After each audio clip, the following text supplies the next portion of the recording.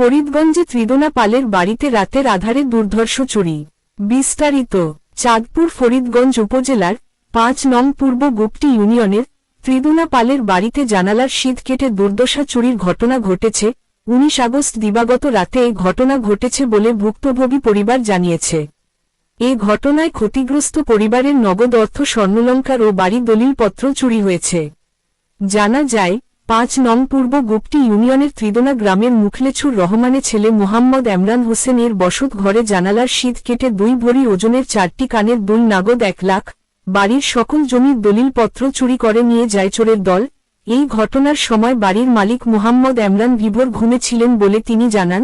সকালে উঠে ঘরের এই অবস্থা দেখে হাউমাউ করে চিৎকার দিয়ে কাঁদতে থাকেন। তার চিৎকারে আশপাশের লোক দ্রুত ছুটে এসে এমন পরিস্থিতি দেখে এমরানকে সান্ত্বনা দিতে থাকেন। এমরানের ঘরের আলমারিতে থাকা জামা কাপড় সবকিছু লণ্ডভণ্ড করে মূল্যবান জমির কাগজপত্র, টাকা পয়সা চুরি করে নিয়ে যায়। ঘটনার পরে এমরান হোসেন স্থানীয় ইউপি চেয়ারম্যান, ওয়ার্ড মেম্বার সহ গণ্যমান্য ব্যক্তিদেরকে বিষয়টি অবগত করেন।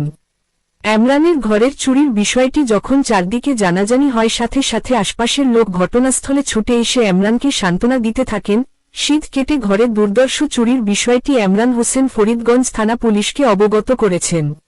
এই বিষয়ে এমরান হোসেন জানান, আমার টিনের ঘরের জানালা ভেঙে চোরের দল চুরি করতে রাতের কোন এক সময় প্রবেশ করে নগদ টাকা, স্বর্ণালংকার ও বাড়ির মূল্যবান কাগজপত্র নিয়ে যায়।